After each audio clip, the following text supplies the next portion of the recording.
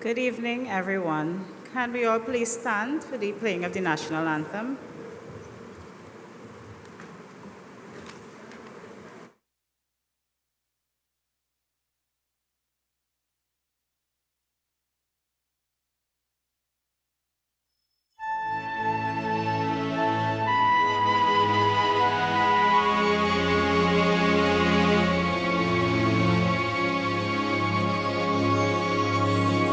Forged from the love of liberty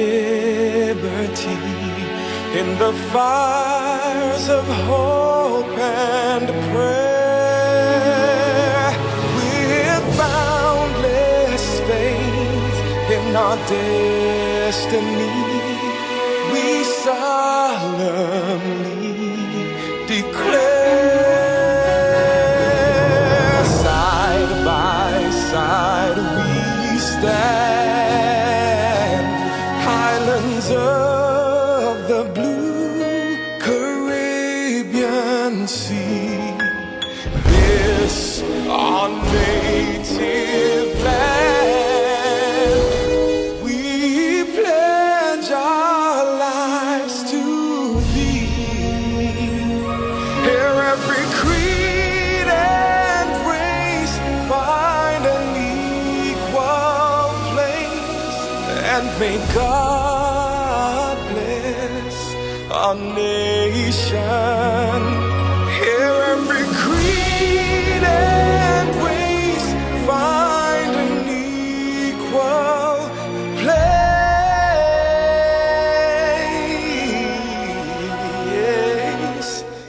and may God bless our nation.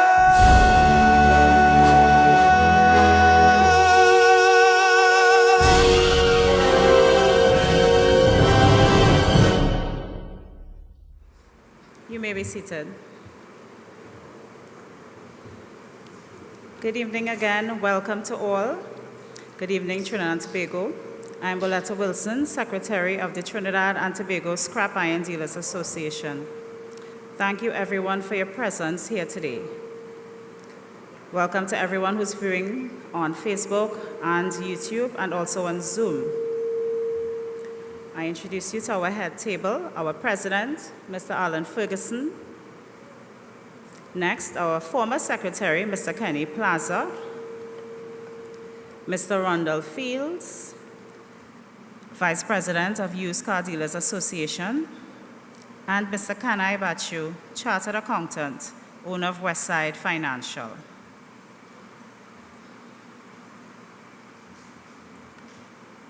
Mr. Ronald Ayong, our trustee, he's in attendance.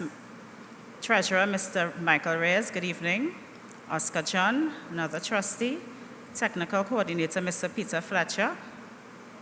Today we have a host of speakers, including international and local speakers. Some will be joining us on Zoom. I'd like to say good evening to representatives of the various governmental agencies who are present, those from the Environmental Management Authority, from SWIMCOL, local government, the Mayor's Office, and representative of Digital, Mr. Colin Greaves. Good evening to all. First on the agenda, I'd like to introduce former Secretary of TTSIDA, Mr. Kenny Plaza. He will be speaking about how the scrap iron industry operates. Mr. Plaza.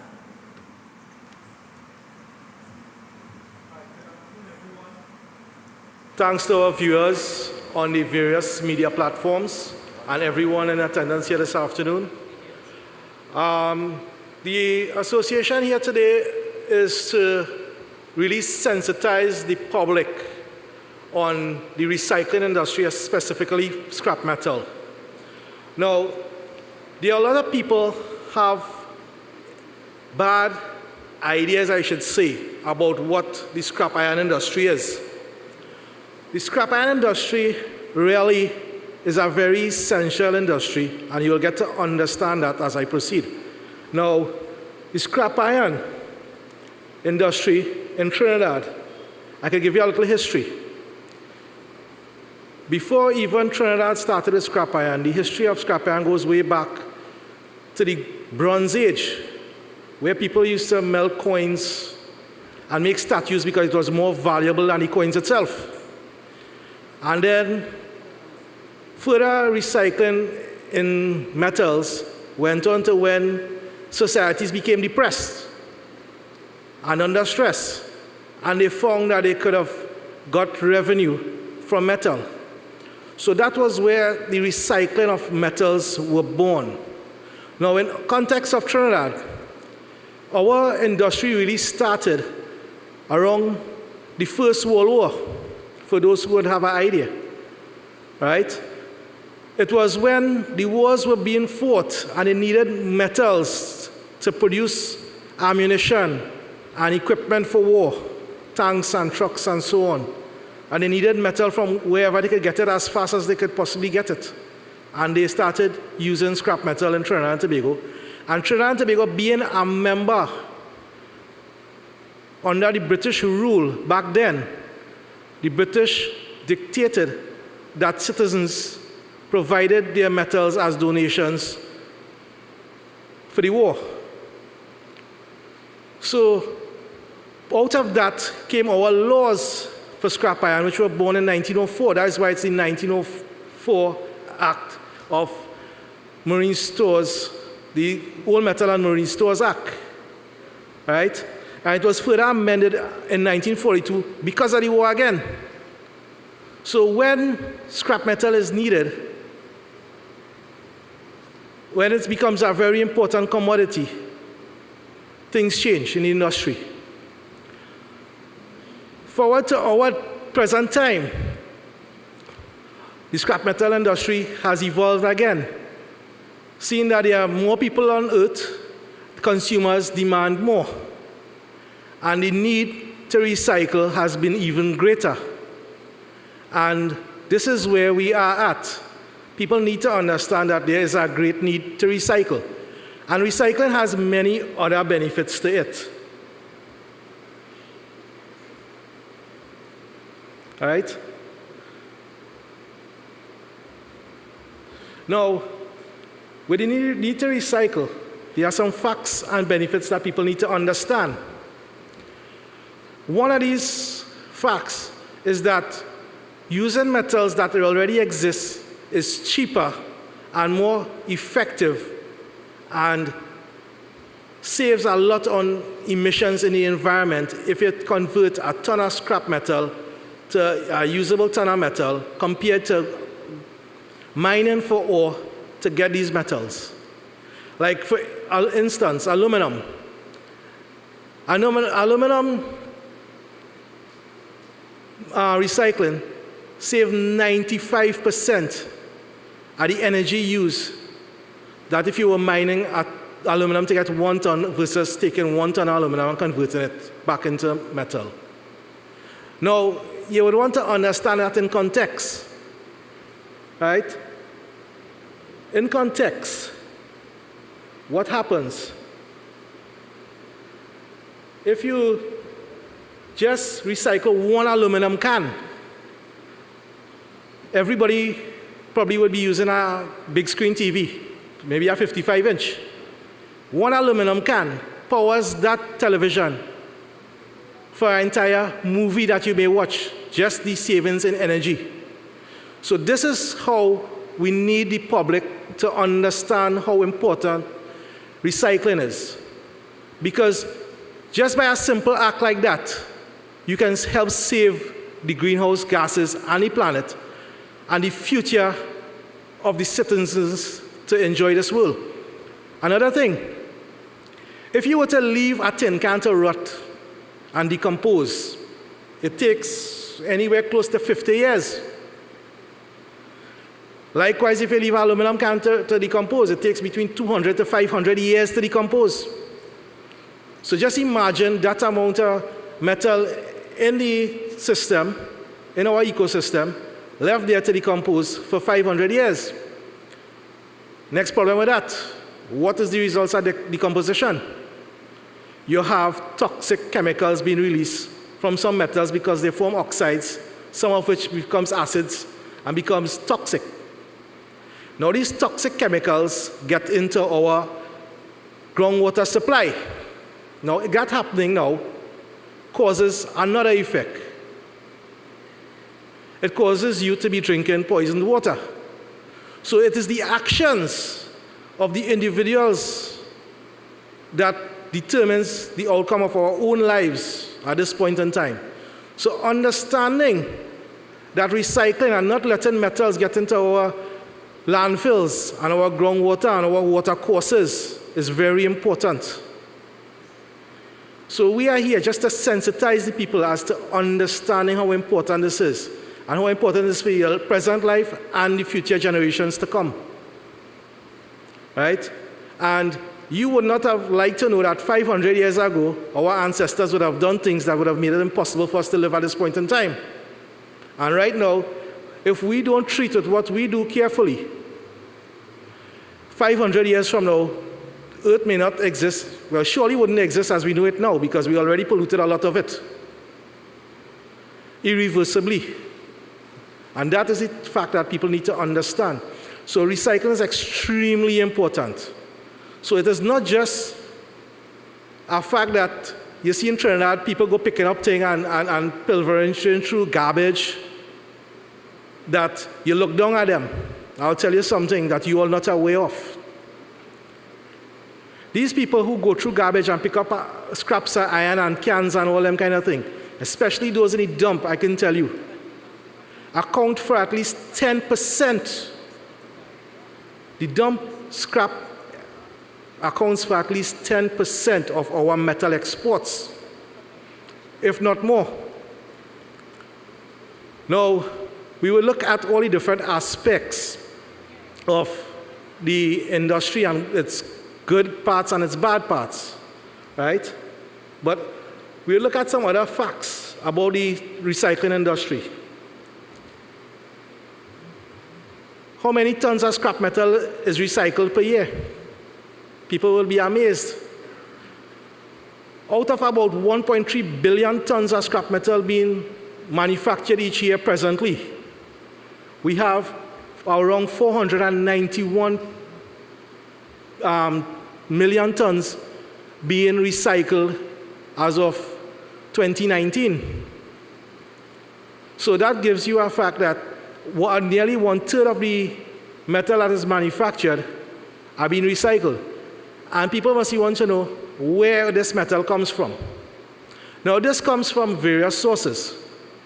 Our sources could be you, the household consumer, where you buy a fridge, a stove for Christmas and throw the old one.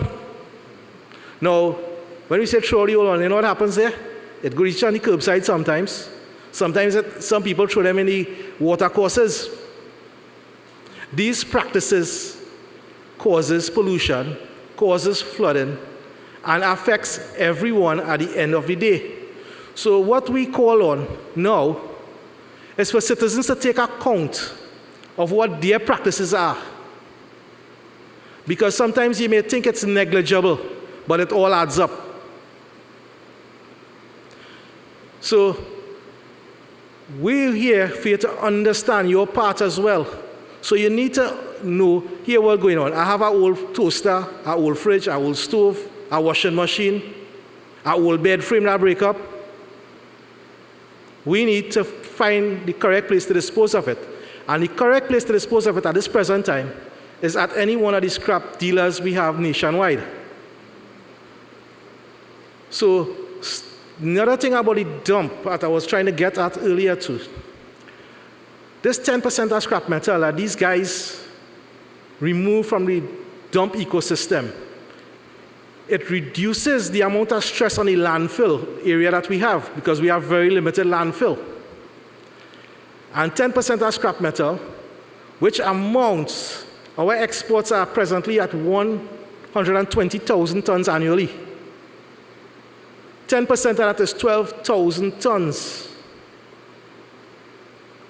Think about how much space 12,000 tons take up when a 40-foot container only holds 20 tons. So when you can remove that from the landfill and save our environment, that's a big plus.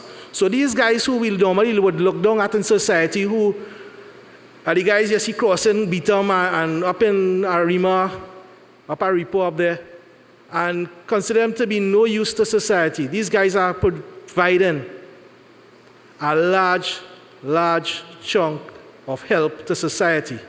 And I'll go further as to explain how that chunk of help is.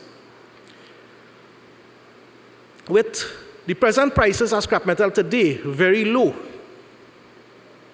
the estimated income from foreign exchange at this point in time should fall anywhere between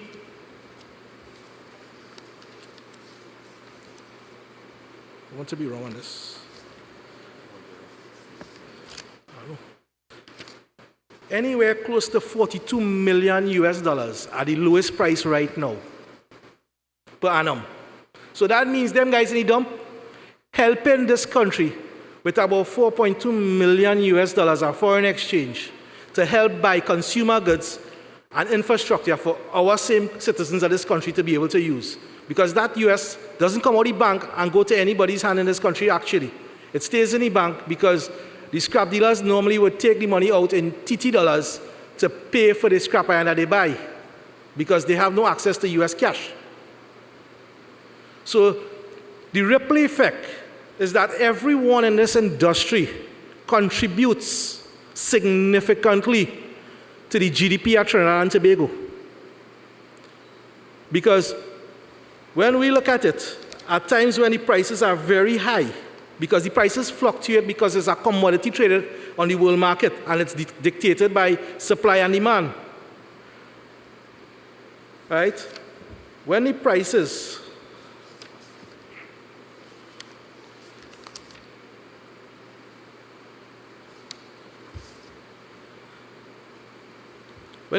get high, beside the scrap metal exports alone, we have the non-ferrous metals, which are things like aluminum, copper, and brass. Copper being the hot topic these days. But yet still it contributes a lot significantly to the forex of this country. Right? So without this industry, people have to understand that we would have to cut back on the quality of life we have in because we wouldn't have the foreign exchange to even buy some of the things we're buying. There's less foreign exchange to go around, less to buy.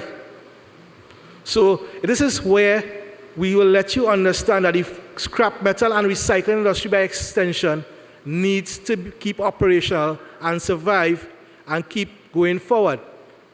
Now the thing about scrap metal is not infinite. It is finite only to the amount of goods we consume. So if at some point in time we slow down any consumption of goods, what will happen is that we will slow down in the ability to produce scrap metal to earn foreign exchange as well. Right? So this is what is needed for everybody to understand that.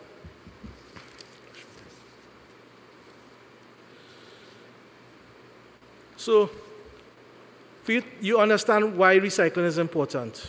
You understand how it ties into our foreign exchange. You understand how it ties into our environment to a point. Now, this is the next part of our environment that you don't know. Trinidad and Tobago are signatories to international conventions, named the Basel Convention, the Rotterdam Convention, and the Stockholm Convention. Now, these conventions, there are clauses regarding recycling in countries. And in the Basel Convention especially, the scrap metal industry is very important because we have signed in the convention that we will protect our groundwater by certain measures. Now, we have one issue with the groundwater in Trinidad. So long as things like lead-acid batteries and mercury and lead and all these things get in the water supply, it contaminates it. And I mean, nobody wants to know they're drinking contaminated water. WASA could do so much, I guess. They could purify it to a certain extent. They may not be able to totally remove heavy metals if it gets contaminated. So, with the Basel Convention, we have the country as it is supposed to have a policy in place to avoid having metals in our water courses and, by extension, seeping into our groundwater systems like our El Socorro aquifer and so forth. Now, why I mentioned El Sicuro Aquifer, it is very important because the Beetham landfill sits on top of the El Sicuro Aquifer. Now, we encourage the guys in the Beetham dump to remove as much metals as possible because we know that the metals will contaminate the water. I mean, we can't be responsible for everything, but we try our best to work with them. And that is where you realize that these guys in the Beetham landfill and elsewhere help the country a great deal. So I'm here, and I would like the country to actually look at these guys as being important in our ecosystem. Right? Now,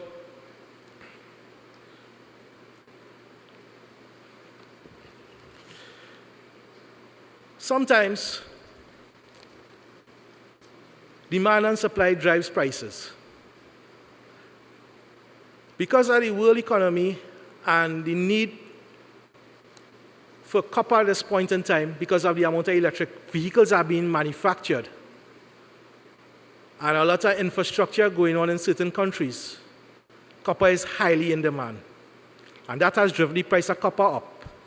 And with our experience in the industry, so long as copper reaches a certain what we consider a critical level, where the price surpass, I will tell you all, so long as the price surpasses $13 TT a pound, it becomes very attractive for people even outside of the industry to get involved in finding copper to sell it. And that is the situation, what we have going on presently in Trinidad, where the association has called for the government to help with the theft of copper by banning copper temporarily. Now, copper prices on the increase is dropping slightly now, because all demand in the world is dropping because of some lockdowns in China presently. Now, scrap metal has dropped really bad. It's down to the lows of 2018 stock market crash right now. It's that bad. So we're going to see a stagnation in theft of metals, although we had a very recent one. But it will stop because guys would not put out their life and limb to thief metal for $600 a ton. And if you don't know what a ton is, technically what them Kia Vandals carry is about a ton when they're loaded, because that's what they're licensed to carry on the road. Right? So everybody should have a clear understanding of how important recycling is. Now we're talking about scrap metal recycling. Our industry really covers not just scrap metal, but recycling in all aspects, whether it be plastic, paper, oils, whatever it is. We really cover all, but our association is named the Scrap Metal Dealers Association. But we cover all the recycling, because we have dealers who are involved in not just scrap metal, but they're involved in other types of recycling, paper and plastics. All right? Now, we have called on the government to ban the copper exports to help slow down this theft, which it would, if they implemented the proper way. And we have asked for certain regularization of certain things and certain things put in place that would curb theft in this country. And we want the citizens to understand the Scrap Metal Dealers Association are not here to dismantle infrastructure and thief material to keep their business operating. The association members, a lot of them have done that in the past without any nefarious activities. So I do not want the citizens to be blindsided by the fact that there are activities driven by greed right now that is any result of the Scrap Iron Dealers Association. It is highly regarded, a very important industry to understand and live in. That is why back in 2011, we had designed a program to make recycling a national initiative that eventually part of it was adopted by the ICARE program. This is where our association has been standing ever since. We wanted to make this country to first world status in recycling. And if we could get all citizens on board in understanding what is recycling and how it should be done, and done as a business to some, this is the direction we want to head. So I think I've given you all an idea of the industry and how it works. We have a lot to come still. We have other speakers. So thanks very much.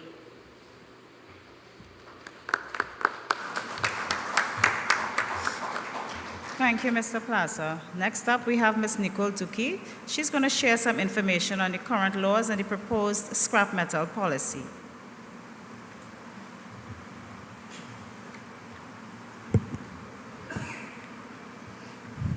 All protocols observed. Ladies and gentlemen, good evening. As part of our sensitization, I'm going to share with you some key points from the laws of Trinidad and Tobago with regards to the scrap iron industry. As many of you would know, the scrap metal industry in Trinidad and Tobago is governed by the Old Metal and Marine Stores Act of 1904. It says once you're a dealer of scrap metal, you must be licensed under the Act. Now, these licenses are granted by and at the discretion of the licensing committee of the district in which the premises are to be situated. The licenses are annual and terminated on the 31st of December of the year for which they are granted. For example, a license granted in 2022 will expire on the 31st of December 2022.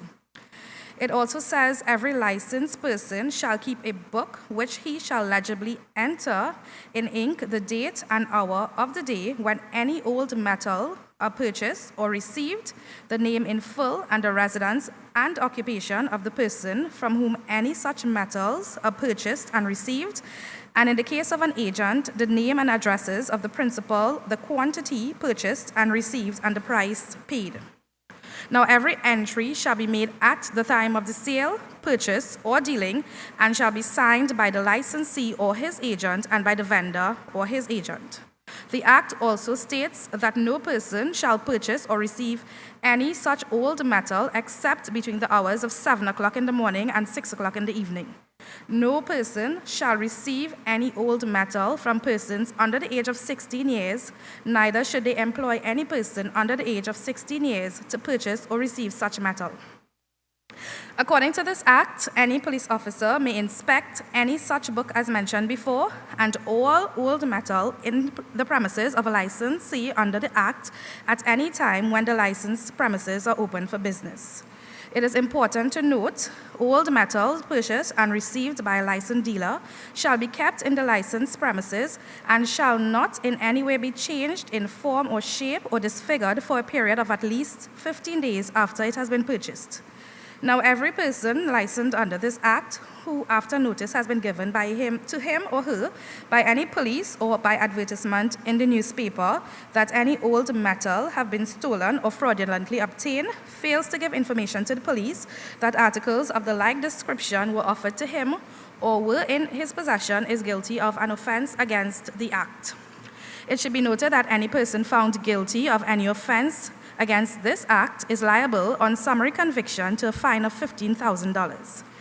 And if a person licensed under this Act is convicted of any offense against the provision of the Act, the court may, if sees it fit, cancel the license of the person.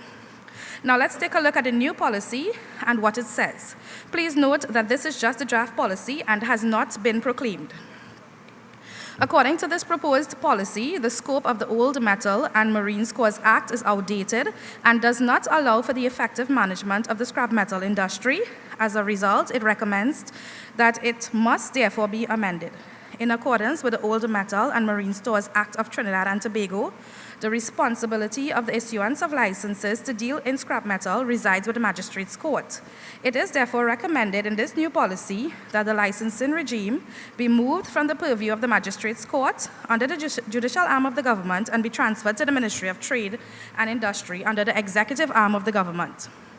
Under the new policy, the registration as a scrap dealer will be for 5 years as opposed to 1 year when compared to the old Act. and must be renewed on or before the expiry date if the registered person intends to carry on further business as a scrap metal dealer. The new policy says scrap yards must be inspected by an inspector from the trade license unit to ensure compliance with this policy. Additionally, containers, vehicles, or other vessels which are used or intended for transportation of scrap metal must be inspected by a police officer from the nearest police station. It shall be mandatory for all exporters and dealers to keep control sheets for each transaction where products are purchased and must include the specific details. These control sheets must be approved by the customs officer performing the inspection of the shipment being loaded. Under the new policy, no person shall purchase or receive any scrap metal from any person under the age of 18 years, and no person shall employ any person under the age of 18 years to purchase or receive scrap metal. A person shall not deal in scrap metal with any person who is under the influence of any intoxicating liquor or drug, especially when the condition is visible or apparent.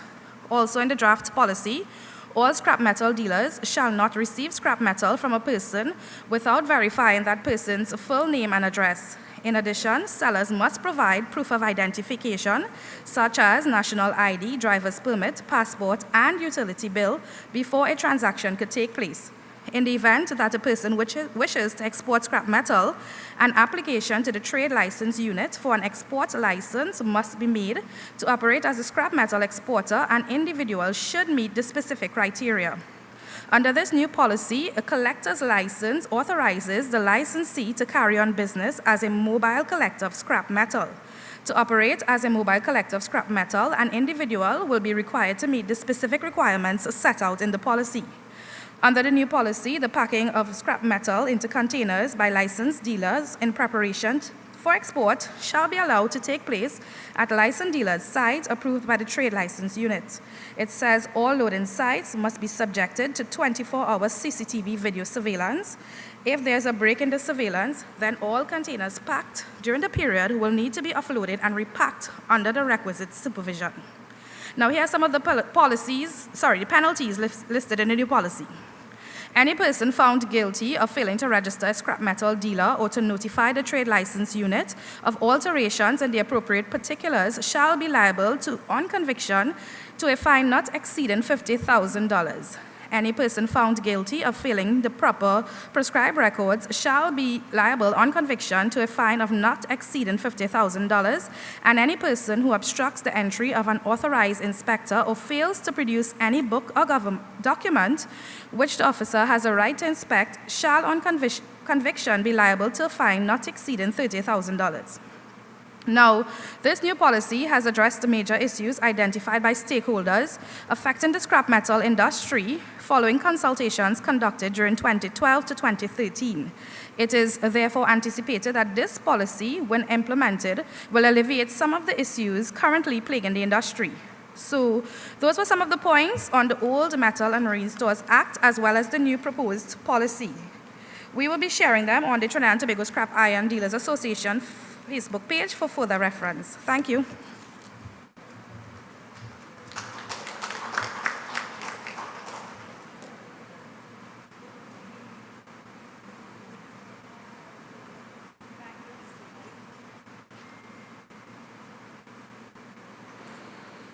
Thank you, Ms. Dookie. We'd now like to invite, we have some stakeholders who are in foreign lands, basically. We'd now like to invite Mr. Fabio Arcilla of Kairos Investment Limited. His company has links in both North and South America. He will be speaking on his company's affiliation and support of TTSIDA. He's joining us via Zoom. Fabio?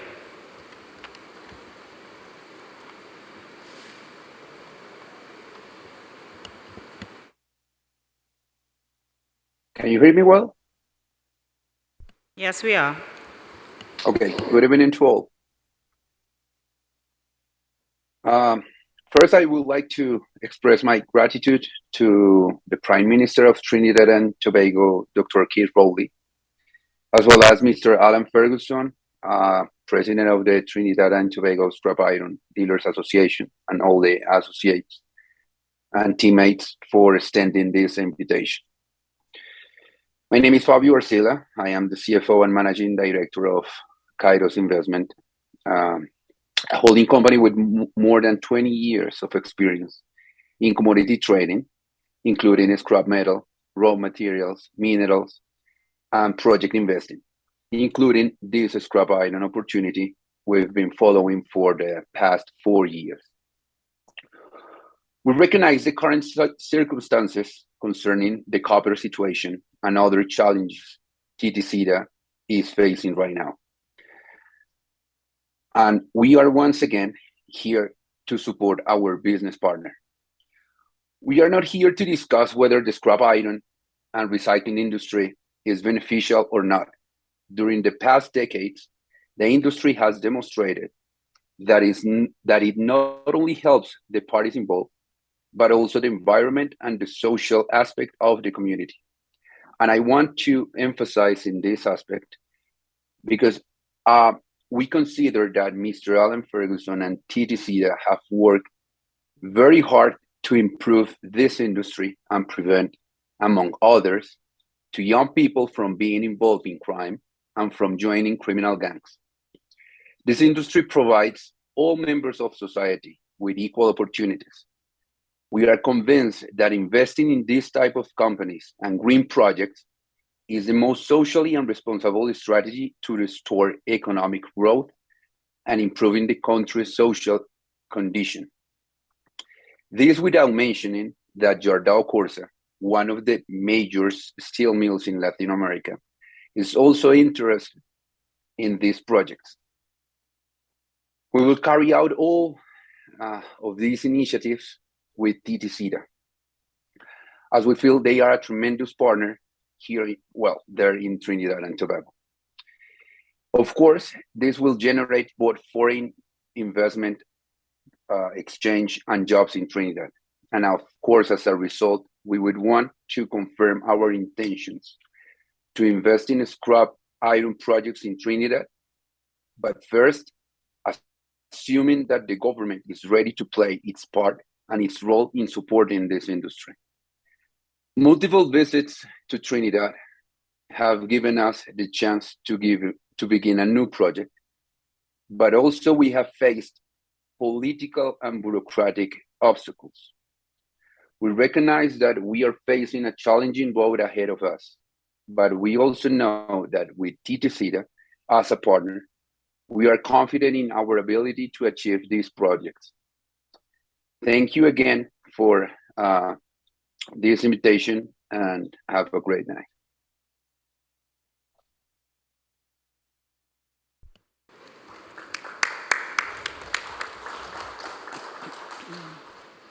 Thank you. That was Fabio Arcila. Thank you, Fabio. Next up, we have Mr. Wilva Castro of SB Metals. He's also joining us via Zoom. He's a Cuban national, but he currently resides in Jamaica, and he has over 20 years' experience in the scrap iron industry. Mr. Castro? Afternoon, everyone. Good afternoon, stakeholders. Thank you for the invitation. I have with me Mr. Bipul. Bipul is a partner in the industry, and he's from India. Currently in Jamaica, working with us. And our experience in the industry in Jamaica, we facing the same challenge, that you guys facing, and the industry was closed back in 2010 and reopened in 2013, 2014. And the government have implemented some measures and some restrictions. And after those restrictions was implemented, it was much better. We have no issues moving forward with the industry. As the gentleman was mentioned before, the industry is very important. It's for all of the aspects. Recycling is very important for the environment, and also is very important to create jobs, opportunities. Back in Cuba, we have a program that when you go into school and those different garbage bins was placing at the school, we learn how to recycle. Plastics go in this container, metals go in this container, paper. So it's not only um, a way of making money, it's only a way to teach the young generation how to be educated towards recycling, which is very important for our uh, society. And any question that anybody want to ask us, as the way we have to work with this regulation in Jamaica to make the business more effective, we are open to answer questions and see how we can support our fellow exporters. And I don't think the auction is to be closed. I think the auction is to analyze and create better ways to work and move forward. I don't think the option of closing is the best. And I think it showed for itself in Jamaica. So I don't know if Mr. People want to say something. Like, sir, good evening to all.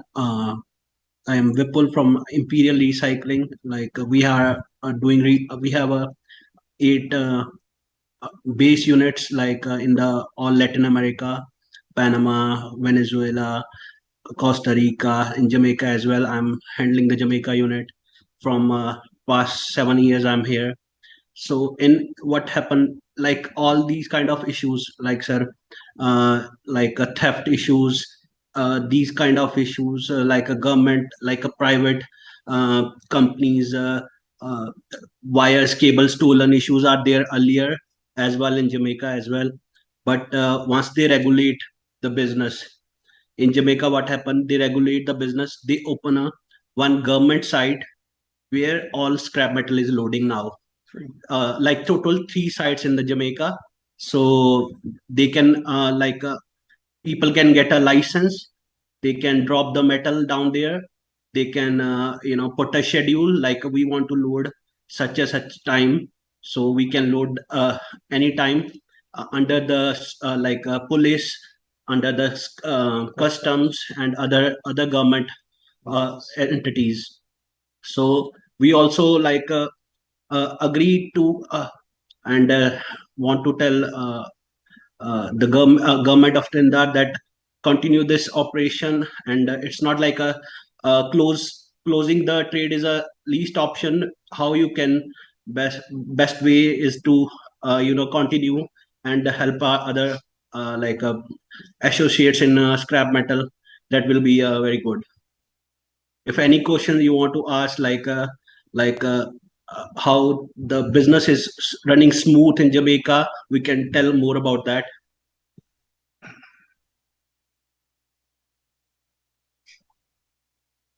Can you guys hearing us?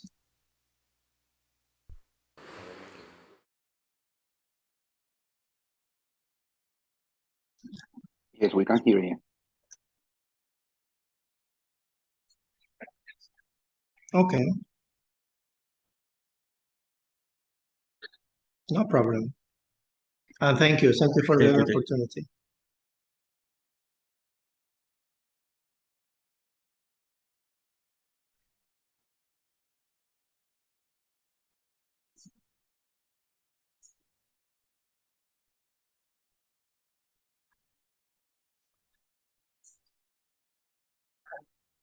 He's going to make a comparison between his association and the Scrap Iron Dealers Association. Hi, good night, everyone. As mentioned before, I'm Randall Fields, Vice President of the Trinidad and Tobago Automotive Dealers Association. Familiarly known as the foreign use industry.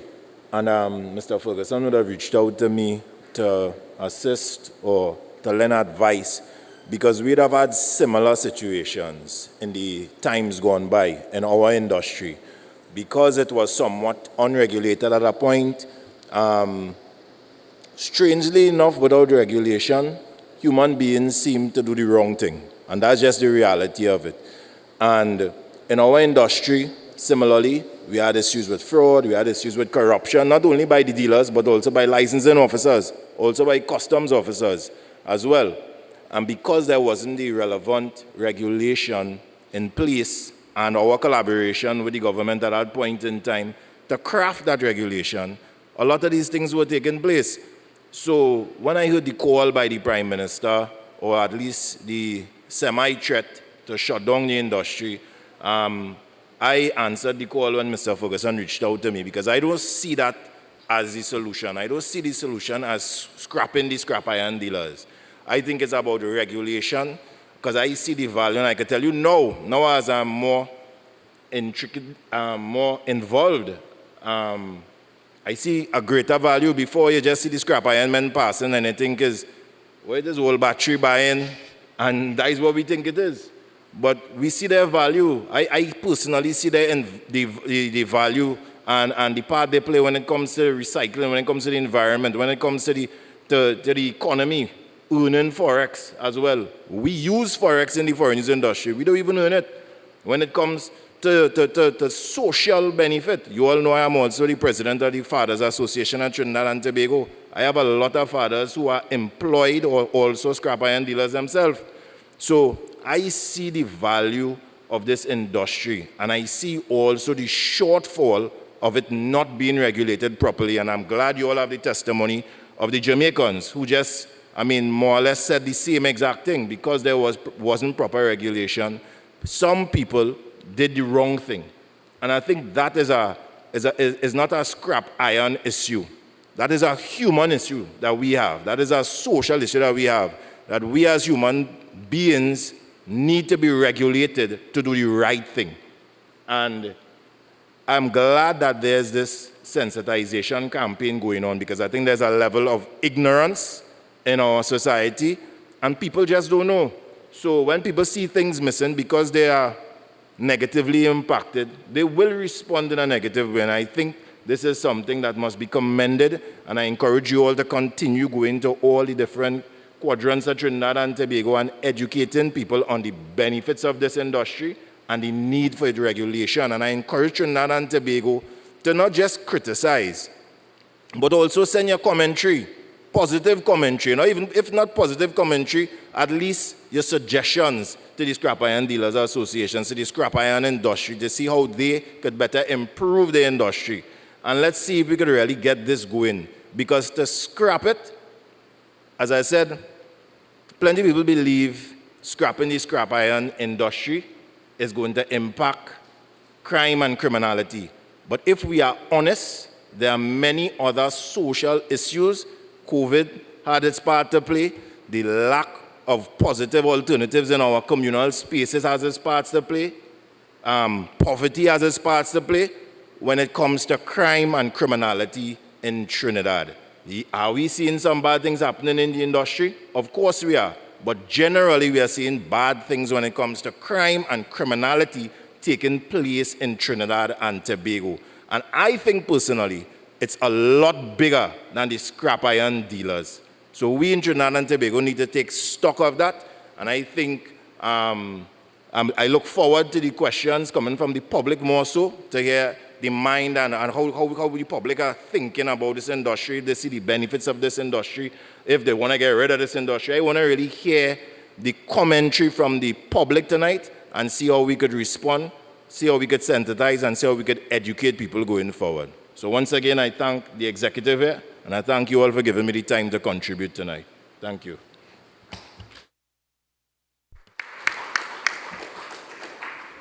Thank you, Mr. Fields. Next, we have Mr. Kanai Bechu. He's a graduate of the University of the West Indies. He pursued a Bachelor of Science degree in Management Studies. In addition, he holds a Master in Business Administration. He's also a member of the Association of Chartered Accountants, as well as the Institute of Chartered Accountants of TNT. Mr. Bechu now operates his own business, Westside Financial Solutions Limited, located at Chagonas.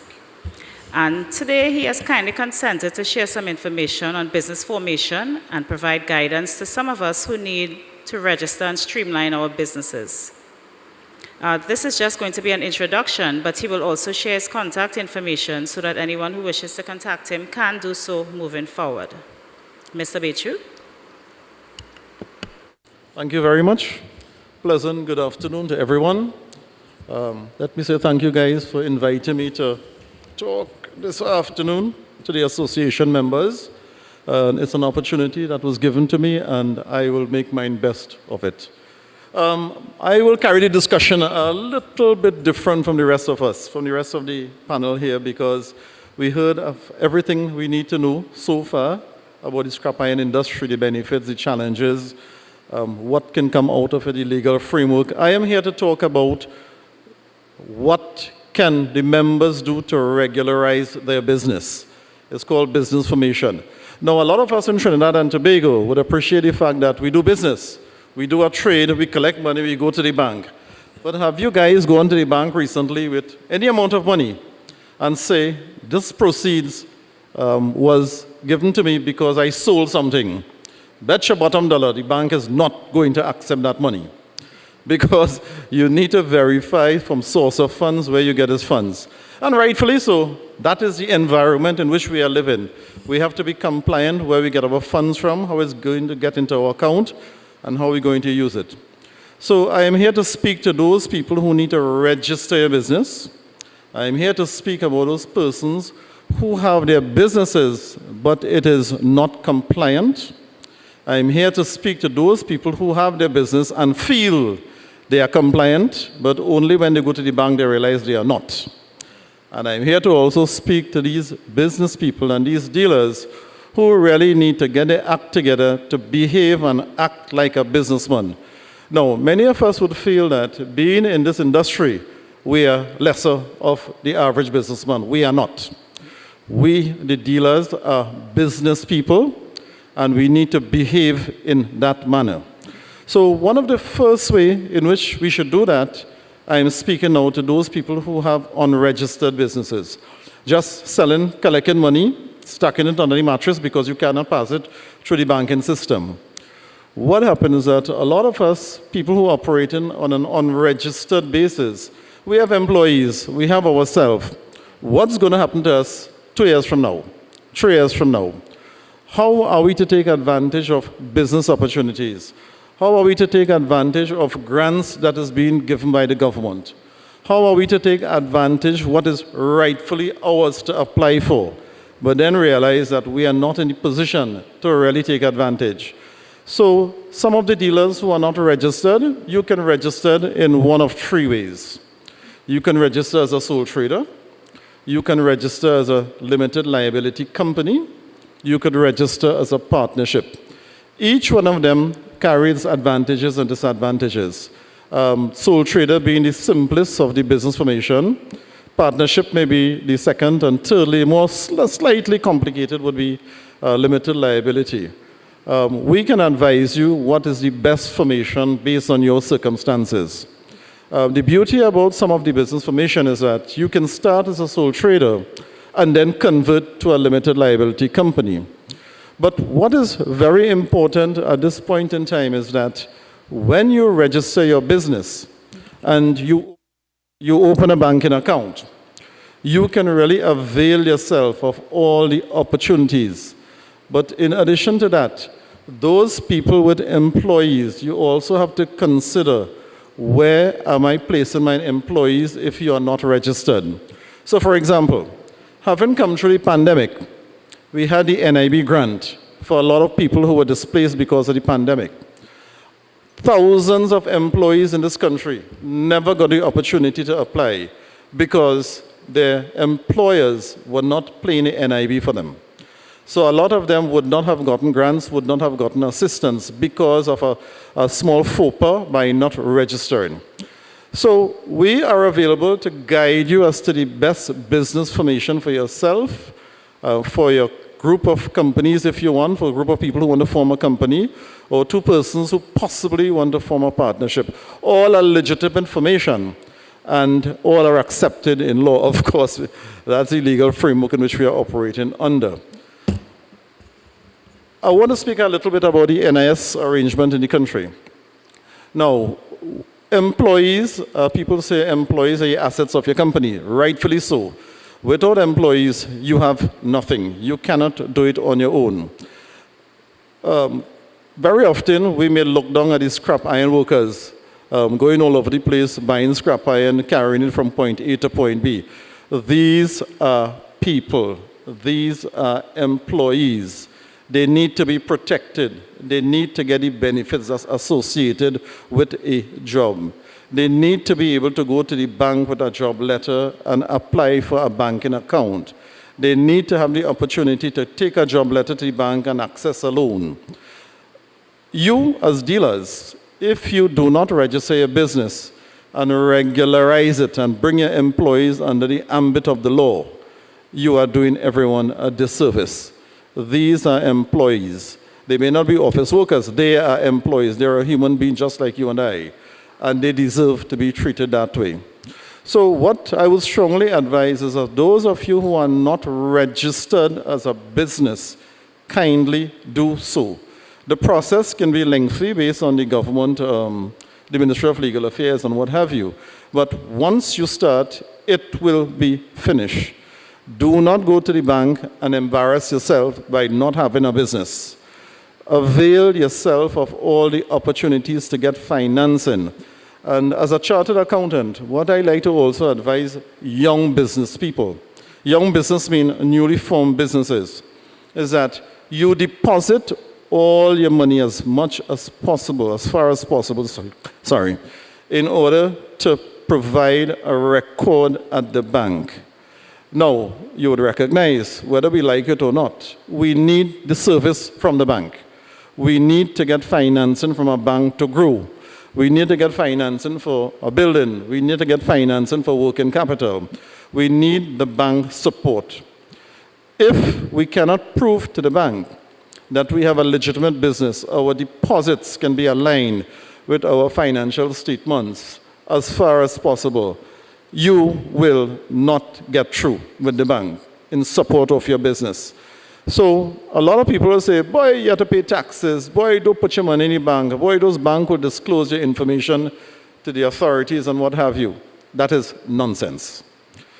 Be compliant, deposit your proceeds, get your taxation in order, bring your employees under the NIS arrangement, let the bank see how you are doing your business so that no questions can be asked when I walk out with my stack of cash at the bank to deposit my money. It is from a legitimate source. It is derived from a legitimate activities. The bank must take your money. So it all starts with registering your business. Just a little point with a sole trader. If you register as a sole trader, you cannot pay NIS for yourself. You could pay NIS for your employees and not yourself, which is a big disadvantage with the scheme. If, however, you register as a limited liability company, you become an employee and you can avail yourself of all the opportunities in NIS so that you can have a pension when that time comes. That is one of the major issues of the sole trader limited liability company in terms of personal benefits. People need to know that because you can be a sole trader working very hard. And why I cannot be registered as a NIS worker. It's kind of on the disadvantageous side. But I guess with the new legislation coming on place, perhaps that is one of the areas they will look at and they will regularize that. As of now, however, that is the way it is. You cannot pay NIS as a sole trader. So you may want to consider that when considering what kind of business formation you want. Also, as registered businesses, I also like to say, ensure you have your insurances in order.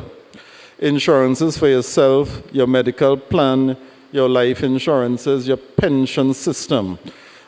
As I say, these can benefit not only yourself and your family, but also your workers. Again, I stress and I emphasize that workers are your asset for your business. Without them, we have nothing. So part of the registration process is not only for you to regularize yourself and bring yourself in order in line with industry standards and norm, but to take care of the people who are really making the money for you. Now, we don't have time really to go through the process involved with registration of a sole trader partnership or a limited liability company. No, we don't have the time for me to explain to you how the NIS system operates and how the taxation system operates. But my information is available. If anybody wants a free consultation in terms of where do we go from here, how do I improve my existing system, how do I protect my employees, how do I treat with insurances, feel free to contact us and we will guide you through. We are friends of the association and we will do all that is necessary to play our part to ensure that the industry becomes standard and in line with regulation that has been set for both the association and its members. Thank you very much.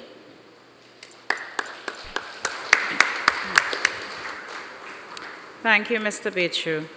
I'd now like to call on Mr. Colin Graves, Head of Public Relations in Digicel, to say a few words.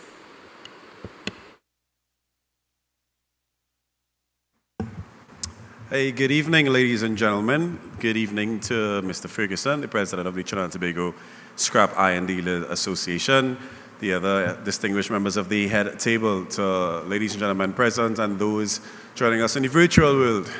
Good evening. My name is Colin Graves. I'm the Head of Public Relations at Digicel. And first, I'd like to thank Mr. Ferguson in particular for the invitation this evening that was extended to Digicel to just come and deliver a couple of remarks and speak a little bit about the situation that has been making our front pages in Trinidad and Tobago, including today's front page, on cable vandalism and copper theft, as they stated. So let me start firstly by putting it into context here. Digicel Trinidad and Tobago operates a 100% fiber optic network, meaning that there's no copper whatsoever in any of the lines run by Digicel Trinidad and Tobago throughout all of Trinidad and Tobago. However, when copper vandals or cable thieves or all the different names that they've learned to call them over the last couple months or years, cut down wires in efforts to salvage copper from these wires, they literally just cause tens of thousands and hundreds of thousands of dollars in damages in cutting down our fiber optic cables, which are virtually useless to them because they cannot be used for anything after that. So what has been the impact? One, we could say within the last 4 months, over 10,000 direct customers and households have been severely disconnected and impacted as a result of cable vandalism. Similarly, we have seen now that cable vandalism has moved to being the #1 cause of outages at our Digicel Plus network. So on our fiber to the home service, which is the hardwired internet lines that run to businesses and households throughout Trinidad and Tobago, where we have over 110,000 customers, cable vandalism has now become the #1 cause of outages. So many times we see people online venting and complaining that the internet is down and this and that and for various reasons. And I can stand here today as a representative of Digicel and confirm that the #1 cause of those outages is through direct, deliberate cable vandalism. I would say as well that hearing some of the comments here this evening was very heartening and enlightening. That Digicel, we are big supporters of recycling and the recycling initiatives. I know earlier tonight we also heard about the various conventions, the Basel Convention being one, and most recently with the IKEA initiative, Digicel would have signed on as well as being a recycling center for scrap metals and for used mobile devices and technological devices, because we understand the importance of recycling, and therefore that's why we're here, because we understand the importance of what you guys do out there, and we want to, of course, work with you guys to make sure that what you do is done responsibly. But there is a problem that is currently happening. It's increasing in prominence across TNT. I'll tell you as well that more than 25% of all outages that happen on our network are as a direct result of deliberate cable vandalism. And this is a big problem. Why? This has now resulted in literally hundreds of thousands of dollars in replacement of these fiber optic cables when they go down. We also have seen the need for us to now hire additional crews to work around the clock to restore service and to rerun wires to households and businesses. We've seen the impact on businesses and households when they no longer have connectivity, and how that impacts things like e-commerce, education, safety, security cameras, and things like that. And we've also seen the general impact of what it causes in terms of discomfort for people. So over the last couple of months, we've seen, again, vandalism, cable vandalism move to being the #1 cause of outages on the digital network. And we definitely want to work with you guys to see how we could help educate those out there who are doing the wrong thing, to let them understand that this is definitely not the way. It's hurting the national community, and of course it's causing severe inconvenience to the general public. So, we are digital partners. Again, we love the initiatives of recycling and what it represents, and we want to be a part of the discussions moving forward. We've been working with various stakeholders, including the Scrap Iron Dealers Association, the other telecommunication providers, the regulators through TAT, and of course the TTPS, to see how best we can, work with you guys, work with the public to increase the vigilance in which people report items of theft, of when they see vandalism happening within their communities, when they see the wires being cut down and stuff. Because as the guys who are not following the law and not following the rules cut down wires, in haste to just get it in the van and bundle away, on the digital perspective, they are cutting our fiber optics, and it's really becoming quite a costly and annoying experience for the customers of us constantly having to make these repairs. So once again, on behalf of Digital, I want to thank you guys for hosting forums such as this, and I thank Mr. Ferguson, and of course for the invitation, and let you all know that we are here and willing to have the conversation on how we can what steps we can put forward to managing this process and stopping illegal cable vandalism. Thank you so much. Good night.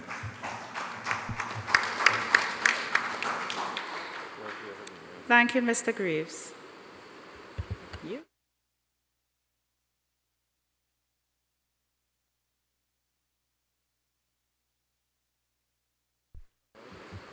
We have Mr. Adam Hussain, who wants to make a contribution via Zoom. Adam?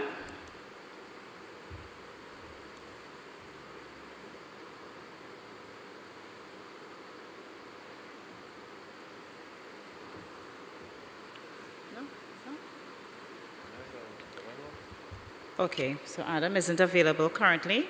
So now we'd like to invite our president, Mr. Alan Ferguson, to make his contribution.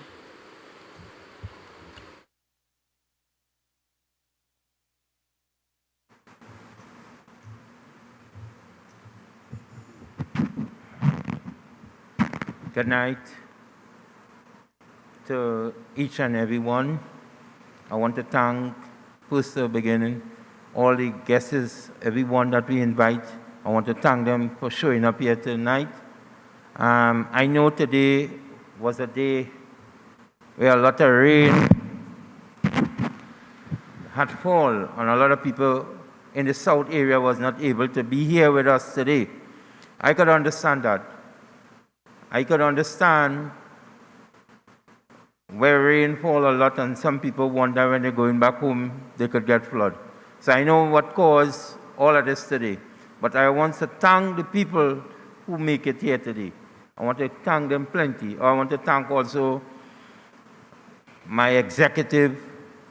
I want to thank the people who make this hall impossible for us. We want to thank the owner of this hall, because he with us since the starting. I can remember this first symposium we have here was in 2011. And since that, here is like our base. And don't matter if we don't have money, we have money, we don't have money, we still be here. So I want to thank the owner of this location, he and the family, for keeping us here all the while that we sometimes under all the pressure that we under. I also want to thank my family. I also want to thank God, because without God, nothing is impossible. And the reason why I'm coming into this area today is because this organization, industry, that I am the president of the Trinidad and Tobago Scrap Iron Association, is some people know the kind of people, the kind of people that we employ in this industry and how it touched my heart. And sometimes when I speaking, I want to cry. And that's why some people see me speaking. And I am speaking from my heart because I represent a lot of poor people in this industry. I know it have people who have money also in this industry. But I want people to understand that I have a strong understanding and a help to help poor people. And that is why I'm here today still. Else I gone if it wasn't for poor people. And I will not give up because I love to help poor people. And because I believe there's a God. And sometimes we need to understand one of the major things in the world and in Trinidad especially, the playing field is not level. And when the playing field is not level, it's like the poor people is kicking up a ball up a hill. And the people who have don't need to do nothing.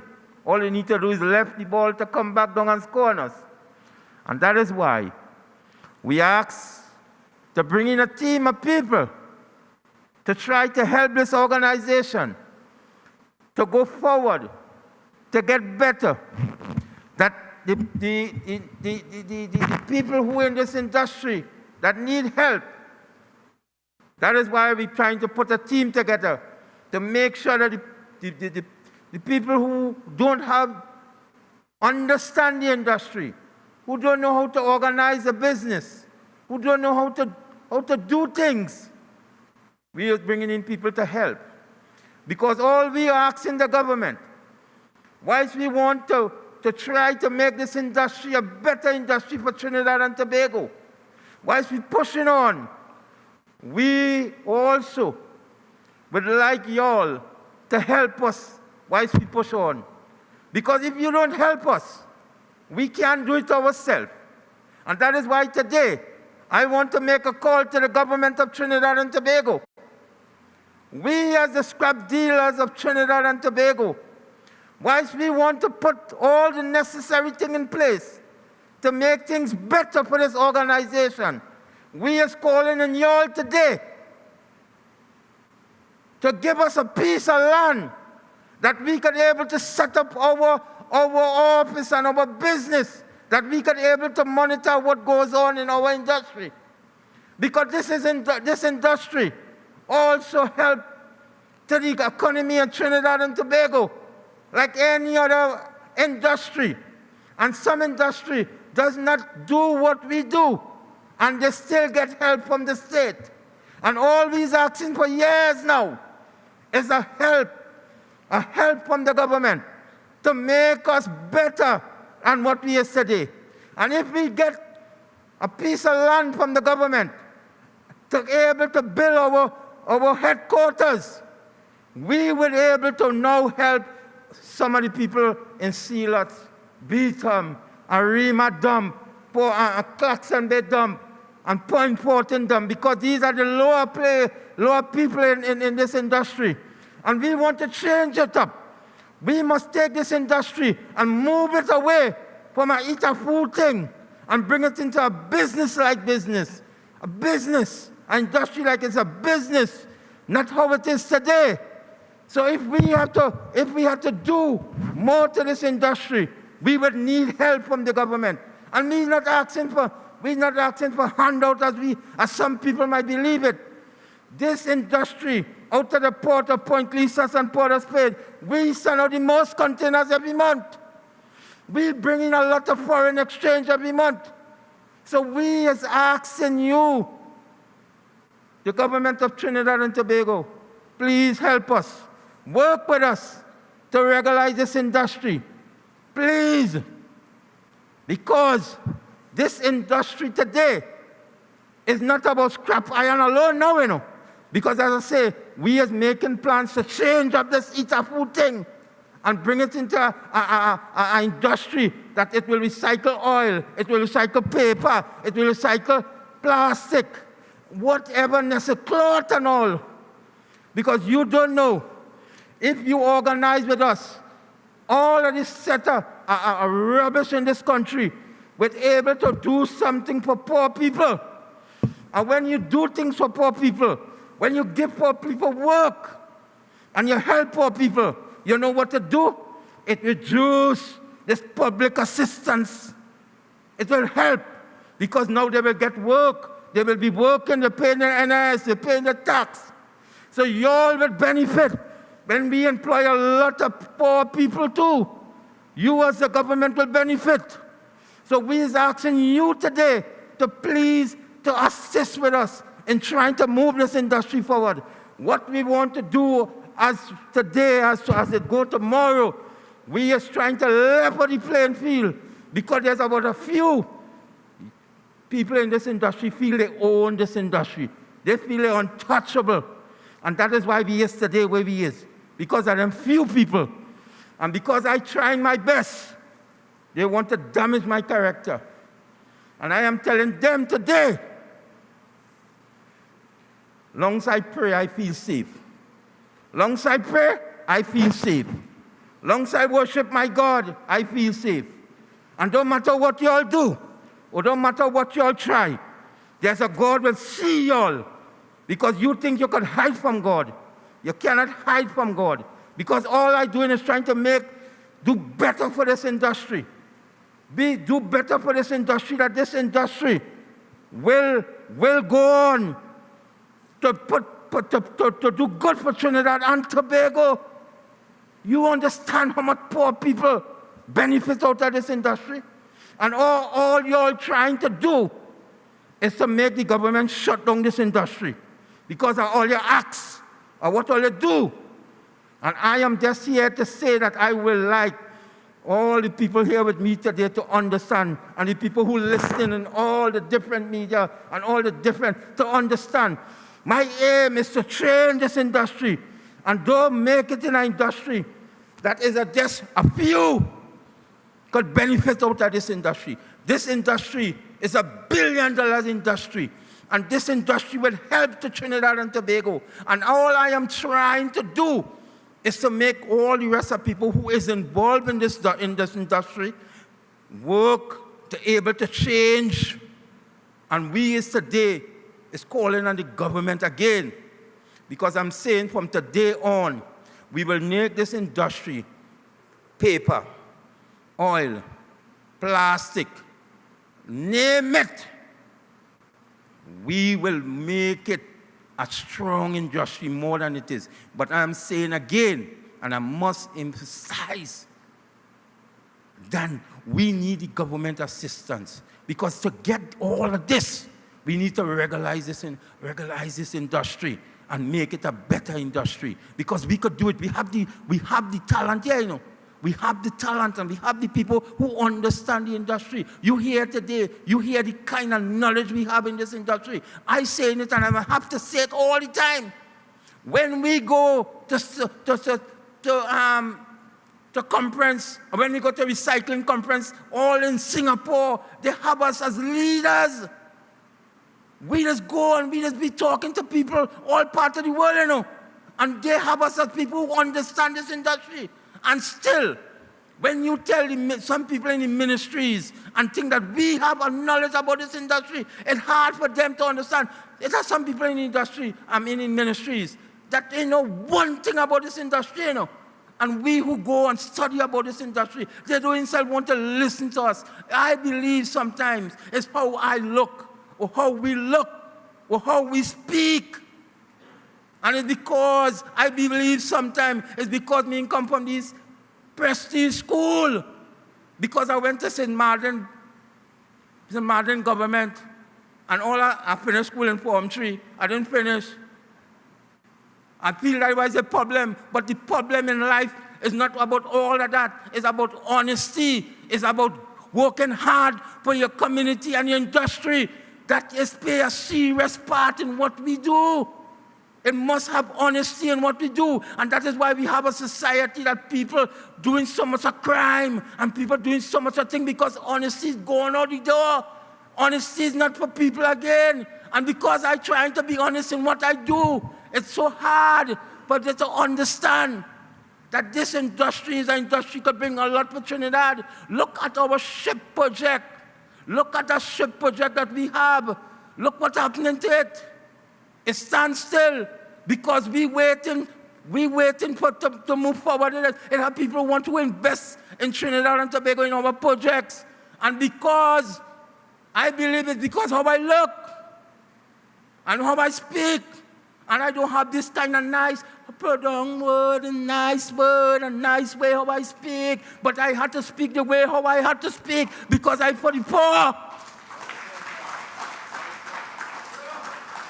That's just who I represent. I represent poor people. I don't say that the rich people, I cannot represent them too, but I is the fighter of the poor people. That is why the most set of people we have in this industry is poor people. What do you want me to do? Run them out of the industry? I have to represent them. And when I represent them and I come to you, you understand me. So I am telling you, please work with us. Work with us, please. Help us. We want to change. We would like to change. But how we will change if you don't accept us? You want to accept us to understand me. We just want to make things better in this industry. We don't want to take nothing from nobody. We don't want all this crime. And if you help us, we will be able to help more. And why we able to help more is by the crime will stop. But if you don't want to help us, and we as in the industry, the last industry that poor people fight for, this is the last. So Trinidad and Tobago, people who listen to me, and I'm telling you, all I just try to let people know is that the honesty in me, I don't have guilt in me, because doing wrong for me is bad. I try to follow what God said to do. And God said to do the thing that is right. And that is why I'm just the way how I am. And when I speaking from my heart. I am not speaking from no English tongue. I don't try to pretend. I make mistakes in what I say sometimes. But what that mean? I'm dishonest? That don't mean so. That don't mean that. All right? So, I'm coming back to it again. And just for the last and the final piece, what we want to start to do is start to put a little change in this industry, make it in a way that people who have bands and who want to think, let me start to organize. Let me try and put the program good. When we put the program up, all the people who operating in the dumps and things, where we go do all the organize all the stuff and let me register a company, so what all you pull out from the dump will sell. When all you sell it, all you be able to put the money in the bank, we are able to put uniform onto all you and do things different. The people with bands and things, we want to do put a sticker to you all, so you all will represent something that people will understand. We will also will register you all as company also. The people who want to be now in plastic and oil and all this other thing, talk to us and we will try to make some change. What I will really like the government to do is to put something like a recycling park where it have all these sort of things. Recycling park, meaning it will have all different things in it. And all these things, so we have ideas and we have the understanding what will make this industry better, because we study it, we eat it, we chew it, we eat it with rice, we eat it with corned beef. We understand this industry. You who know nothing want to tell we about it and just want to tell me, that's why this Brexit all there, no? That's why this Brexit all because you all know nothing. That's the problem we have in. That's the problem we have in. We believe if we come with one set of rules to humbug the industry, we will run out of the industry. And when we run out of the industry, somebody will come from the back and take it over. But I still all you know.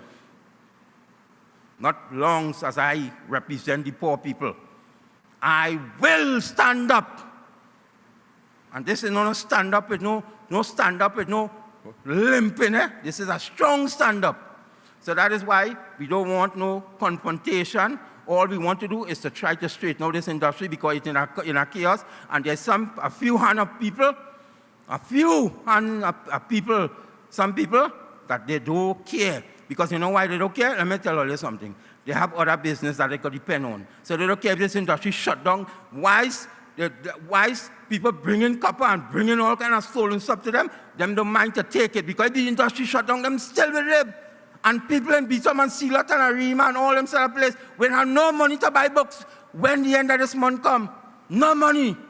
And this is why fighting, and that is why they want to destroy me, my character. They want to destroy it. They want to damage it. But they know they're wasting the time. Because I don't care about them things. Because I know some of them things, I know 99% of them things is not true.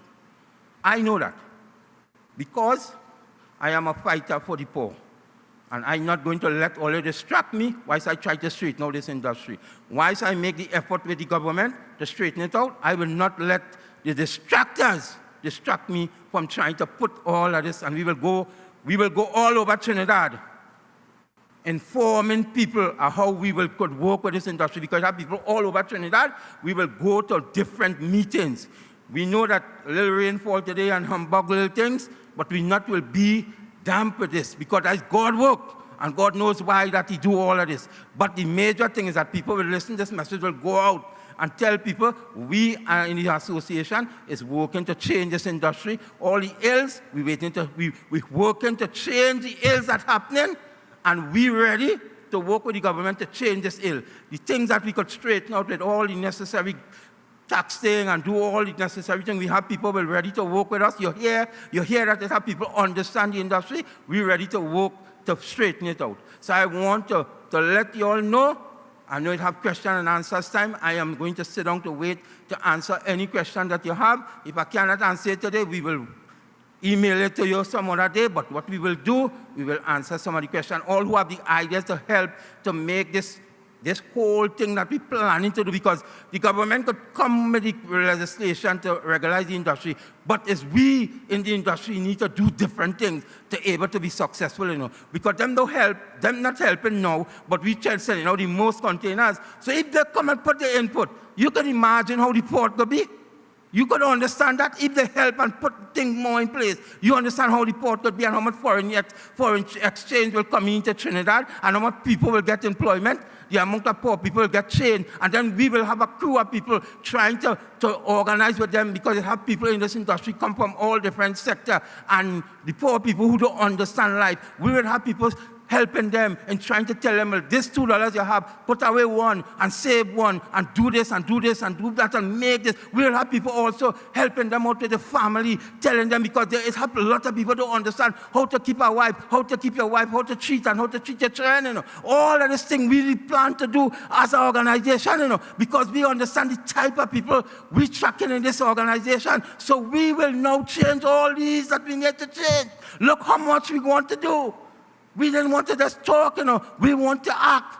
But how we will act if the government not helping us? All we asking them work with us to let me put this together, and the crime will go down, because some of the people, when they don't get work, they want to go and do crime. And if you shut down this industry, you imagine, here what I'm going to tell you, is crime after crime and robbery after robbery and all kind of things will take place, because the type of people in this industry, if we don't have the power, we can't talk to them, If you take me away from this, I don't know, because a lot of them feel, because them is 5 and 6 big yards, them is it, them not it. Because I said, I will try, and I'm telling you, in a few days we're going along, and we'll try to level the playing field, because a lot of illness be taking place in this industry that we're trying to correct, and when we're trying to do that, people at Trinidad and Tobago really understand that they will come at me. I telling you they will come at me. But I, who pray to my Lord every single day and get up 3 in the morning to pray to my Lord, I know my Lord will watch over me. Trust me. I know my Lord will watch over me, because you all feel that you all have the power to destroy anybody. But you all have to know that it had a man in life with all the power too, a lot of power, who named Pharaoh, and God destroyed him. And that will be my end of my statement. Pharaoh get destroyed. So I want to thank you for being here today. And sorry if I said anything that you don't like or you feel that I hurt you with it. I apologize for that. But it's how I speak, and I can't change that. And it's how I look, I can't change that. I thank you, every single body.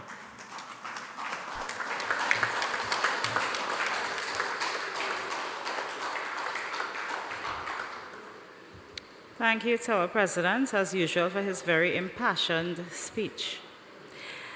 I'd like to ask Mr. Plaza to now unveil the TTSIDA sticker for the van collectors.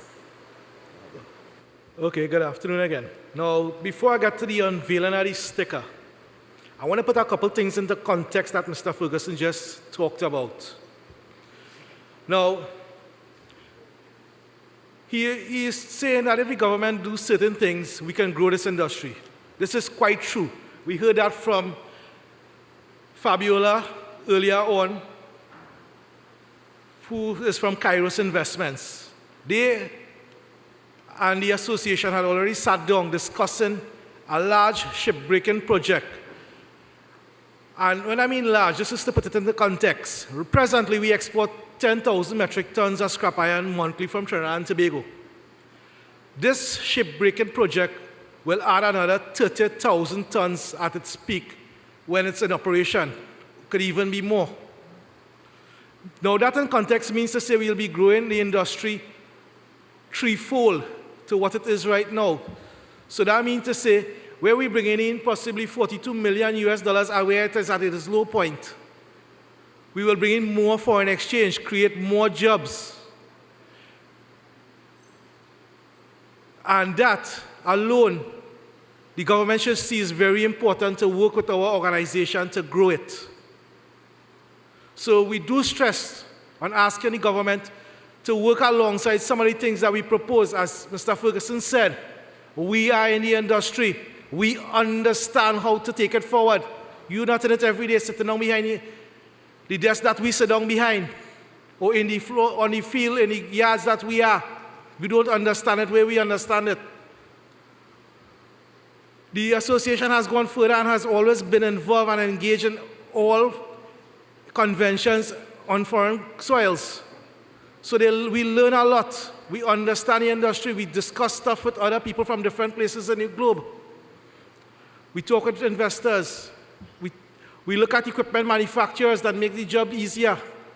So this is the kind of things that we need the government to partner with it and listen to us when we make a call on certain things. Right now, the biggest call we are asking to curb the theft in the country is to put a temporary ban on the copper exports. It will cause all copper buyers to cease buying. And even if they decide to stockpile, we put things in place that if they decide to sell it afterwards, they will lose it. We ask the government that we put inspectors to every export container. So this is the kind of things the association has been asking. Put customs, put police, and put somebody knowledgeable in identifying the stolen copper. Right? So that this is the sensitization. We need the government to work with us. Right? Now, in order for you to understand what goes on in the industry as well, which I didn't touch on, scrap is collected. It is generally collected from various locations. The scrap in your neighborhood is collected generally from the van men, which we now call the scrap collectors. This scrap goes to the yards. Sometimes scrap comes from companies, the government and all, because the government is one of the largest producers of scrap in this country. So they are the biggest partner to us in the true sense. People don't know this. But state companies generate a lot of scrap. Back in the days of the full production of what is now Heritage Petroleum, which used to be Petrotrin, scrap was generated hugely from them. Each dealer used to be on a rotation basis long time. You apply for scrap from Petrotrin, and you end up with a rotation back then. So that is how the chain moves, and then it goes to the exporters. And it's the exporters that pays the exporters is that paying the scrap dealers. So now that people understand the context of everything, we decided to put short-term measures in place to get and to curb the theft. And one of these major short-term measures is the rollout of new measures that the van men, or what is called the scrap collector now, has to abide by. And one of these things is that they have a book that logs the items they buy on the street or collect, where they collect it from and who they collect it from, and their phone contact for these people that they get it from. So we can have a full traceability, or what is considered a custody traceability. Now, this is one of the moments we came here for this afternoon, the unveiling of our scrap collector identification sticker. This is what the nation will now recognize as legitimate scrap collectors who are registered with the Scrap Dealers Association to collect scrap on the nation's street. Now, this can't happen in just one day. There will be a time frame where we will allow all people involved in the collection of scrap on the street to come in and legitimately register with the correct credentials, which is your vehicle, a registered vehicle, with insurance, with inspection, and a valid driver's permit to be able to go out and collect scrap. Now, here it is, ladies and gentlemen, our scrap collectors identification sticker. This is for the general public to be able to identify everyone who is legitimately collecting scrap from as of now. This is the initiative of the Trinidad and Tobago Scrap Iron Dealers Association.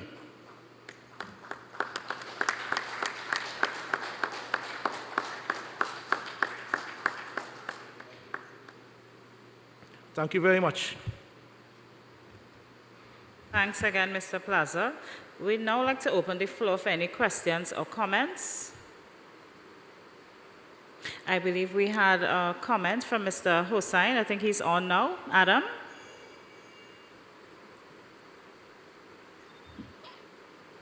Boletta? You're on, Adam.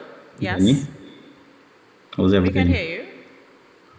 Yeah, sorry I couldn't come out today. What happened last night? My wife did a test and came back positive. So Mr. Ferguson kindly invited me to come.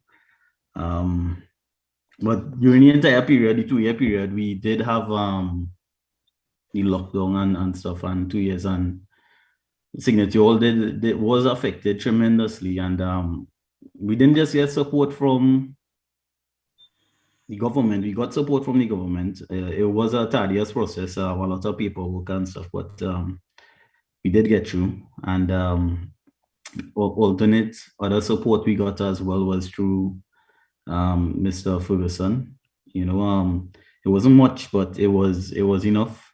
It was enough, and it wasn't so much that someone would look at someone like me and say, you know, I have it made look like a wealthy guy or whatever the case might be. But the thing about it is that it was difficult. It was very difficult for us coping, and you know, the government, I believe, did what they thought was in the best interest of the nation at the time, you know, but with the resources they had. And so I don't want to attack or come down on the government for that in any reason, but and so from what I'm hearing is that this is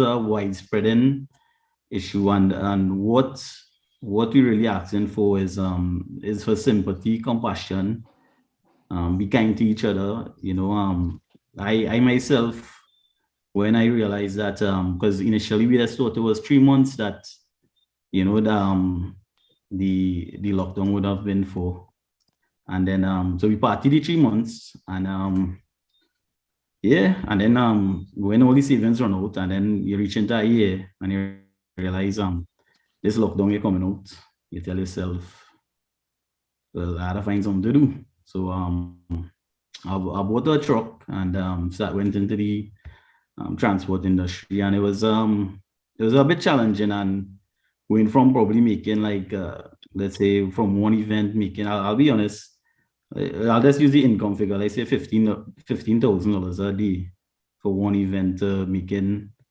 $1,000 a week. It was hard. It was hard. I won't lie, it was hard. And then I'm realizing as well that I myself had other obligation. It was a lot of time to spend. You would leave like 4 o'clock in the morning.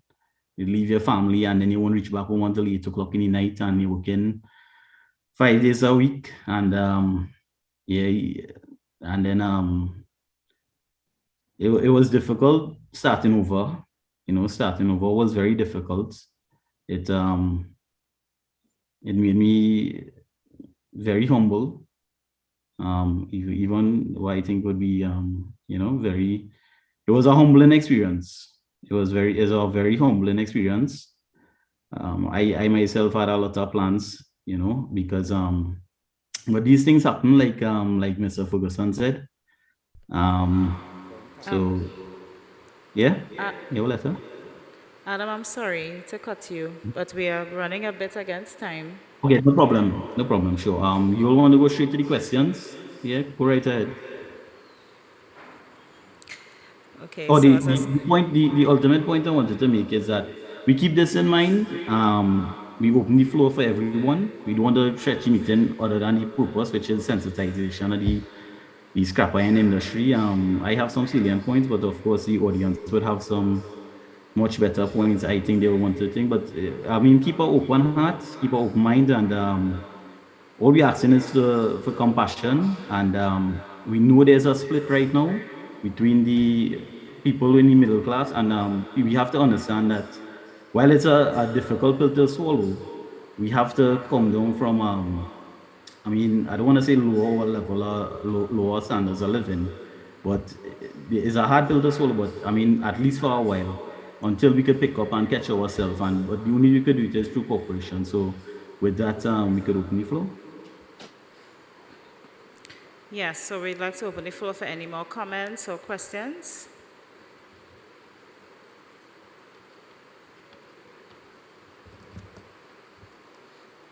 Anyone would like to make a short contribution?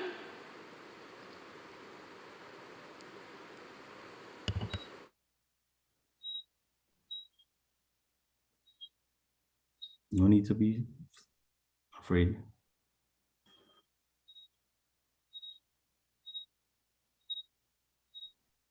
Any of the van men? Any van men there? Yeah. Okay, so as we have no comments or no questions, I do hope that there was some understanding today as what the industry does for the country. As Mr. Bechu said, you all can contact him moving forward, those who want more information on registering their businesses. So thank you for all our speakers today. Thank you to our president, Ms. Alan Ferguson. Thank you to our former secretary, Mr. Kenny Plaza. Thank you to Ms. Nicole Duque, Mr. Rondell Fields, Mr. Bechu, Mr. Wilver Castro, Mr. Fabio Arcilla, and Mr. Colin Greaves. Thank you for everyone who made a valuable contribution today. Thank you for everyone who's listening and viewing as well. We hope that everyone gained some valuable information today and that you have a better understanding of our industry. We also wish for your support as we move forward. So look out for more sensitization drives as we move to other areas in the following weeks. As always, stay connected to TTSIDA via our social media pages, so Instagram, Facebook, YouTube, TikTok. Thank you. Get home safely. And for all those here, there are refreshments at the back. You can partake. Thank you.